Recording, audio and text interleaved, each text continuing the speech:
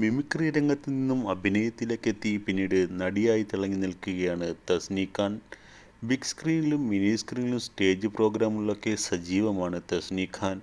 എന്നാൽ നടി ഇനിയും വിവാഹിതയായിട്ടില്ലെന്നതാണ് ആരാധകരെ ഏറ്റവും നിരാശപ്പെടുത്തുന്ന കാര്യം. കരിയറിൽ തിളങ്ങിയെങ്കിലും വിവാഹം കഴിക്കുന്നതിനോട് തസ്നി നോ എന്ന് തന്നെ പറഞ്ഞു.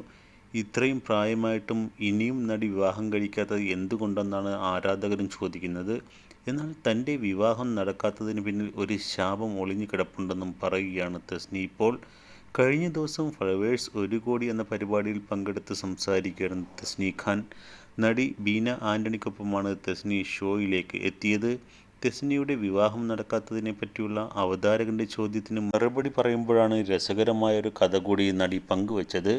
തസ്നി ഖാൻ്റെ പേര് തേൻമൊഴി എന്നതായിരുന്നു. അവരൊരു കൊട്ടാരം നർത്തകിയായിരുന്നു.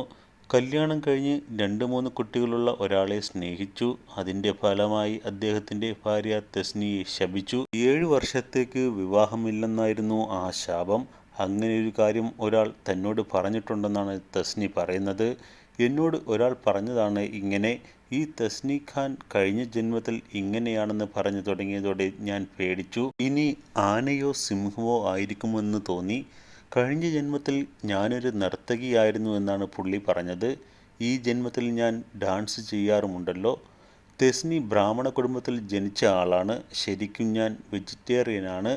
മീനൊക്കെ കഴിച്ചിട്ടുണ്ടെങ്കിലും വെജിറ്റേറിയൻ ഭക്ഷണം മാത്രമേ ഇഷ്ടമുള്ളൂ. സദ്യ ആണ് ഏറ്റവും ഇഷ്ടം. നോക്കുമ്പോൾ അതും ശരിയാണ്.